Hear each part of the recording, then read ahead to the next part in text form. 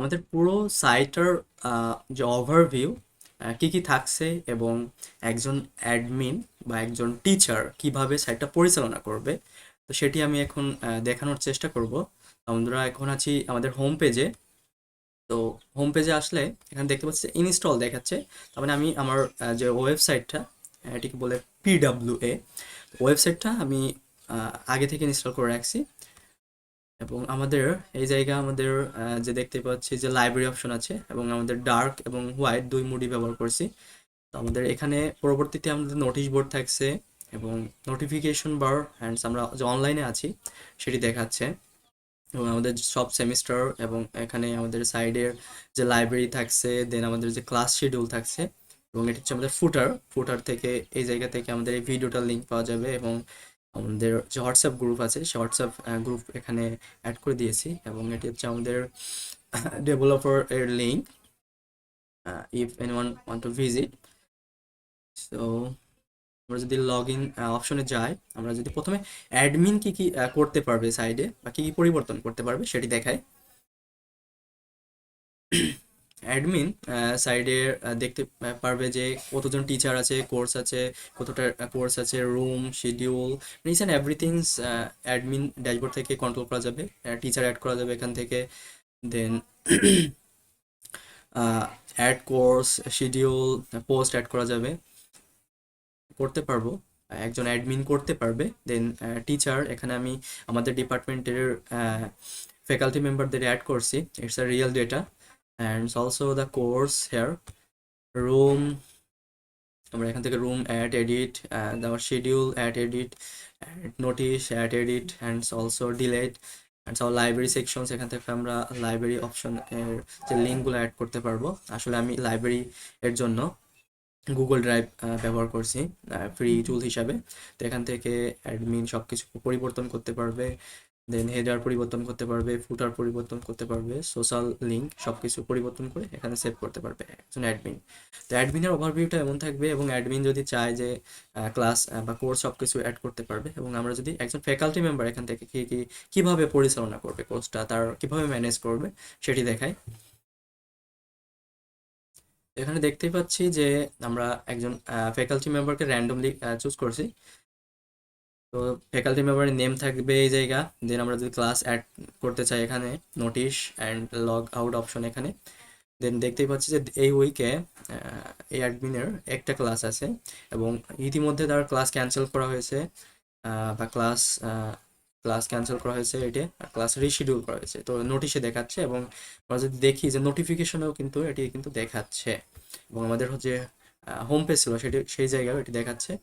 এখান থেকে অ্যাডমিন যদি চায় যে না, সে জানতে যে তার এই সপ্তাহে কয়টা ক্লাস আছে বা কোন দিনে কয়টা ক্লাস আছে, কোন রুমে, কোন প্রোগ্রামে, সব কিছু এখান থেকে ফিল্টার করতে পারবে। যে মূল বিষয়টা আসে যে আমরা চাচ্ছি যে এই ক্লাসটা রিশিডিউল করতে, অটোমেটিক আগে থেকে ইতিমধ্যে রিশিডিউল আছে, তো আমরা একটা ক্লাস অ্যাড করব, অ্যাড করে রিশিডিউল করব। এখান থেকে আমরা র্যান্ডমলি একটা ক্লাস অ্যাড করছি, এবং এটি অ্যাড করার পরে এটি অটো ফিল হয়ে গেছে। দেন আমরা একটা ডেট সিলেক্ট করলাম।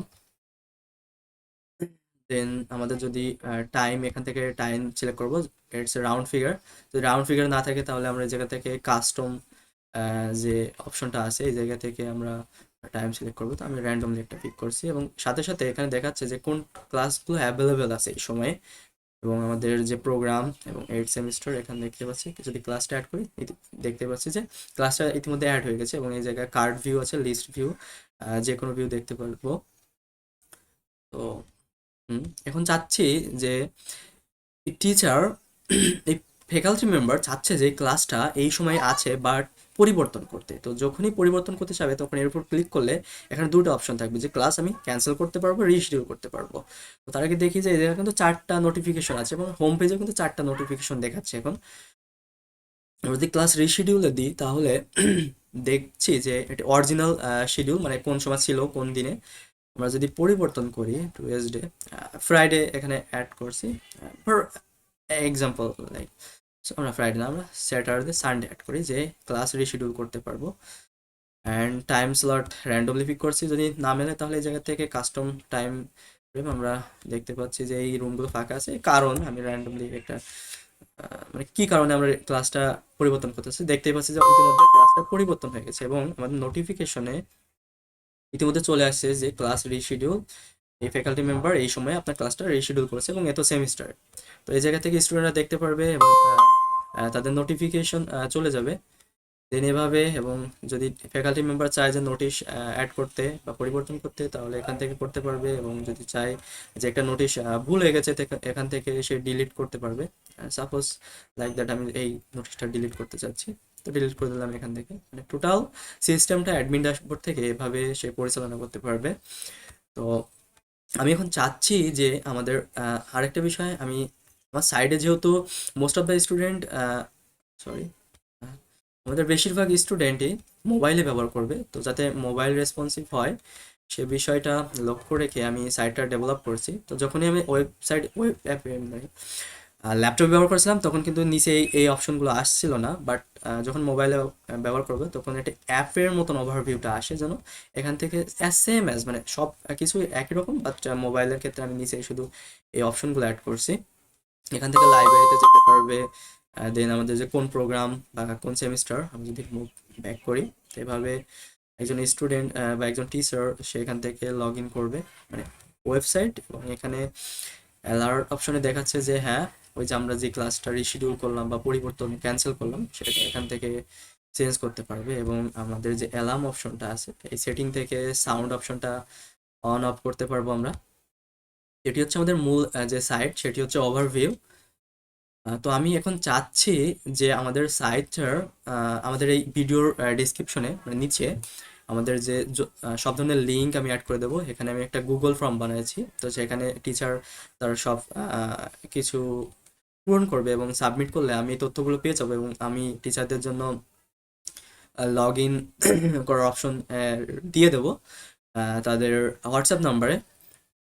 অ্যান্ড পরবর্তীতে যখনই তারা এই যে গুগল ফর্মটা আছে এটি পূরণ করবে বা পূরণ করবেন, তখন এই জায়গা থেকে ওয়েবসাইট এবং আমাদের যে হোয়াটসঅ্যাপ গ্রুপের লিঙ্ক সেটি পেয়ে যাবেন, অথবা এই জায়গা থেকে ইউটিউব ভিডিও লিঙ্ক, এই জায়গা থেকে হোয়াটসঅ্যাপ গ্রুপের লিঙ্ক, এই যে দেখায় যদি এই যে হোয়াটসঅ্যাপ আমাদের যে গ্রুপটা, এই যে হোয়াটসঅ্যাপ গ্রুপের লিঙ্ক এটিতে চলে আসবে।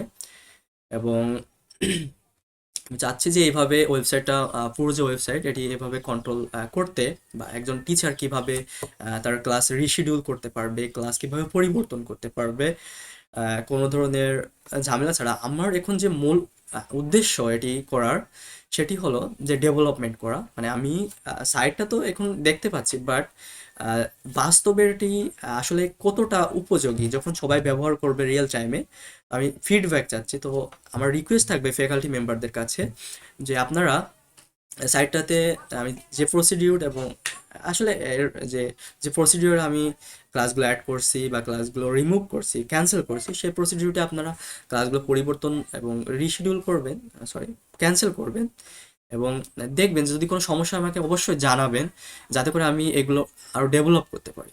আমার রিকোয়েস্ট থাকবে ফ্যাকাল্টি মেম্বারদের কাছে, যদি আপনি ভিডিওটা দেখেন অবশ্যই অন্য ফ্যাকাল্টি মেম্বারদের শেয়ার করবেন এবং এই ভিডিওর ডেসক্রিপশন বক্স থেকে আপনারা সব লিঙ্ক পেয়ে যাবেন যে আসলে এই গুগল শিট এবং যে হোয়াটসঅ্যাপ এর মাধ্যমে আমরা যাতে ওয়েবসাইটটা কন্ট্রোল করতে পারি এবং একটা ভালো ফিডব্যাক পেতে পারি আমি। তো ধন্যবাদ সবাইকে সাথে থাকার জন্য, এখানে রাখছি।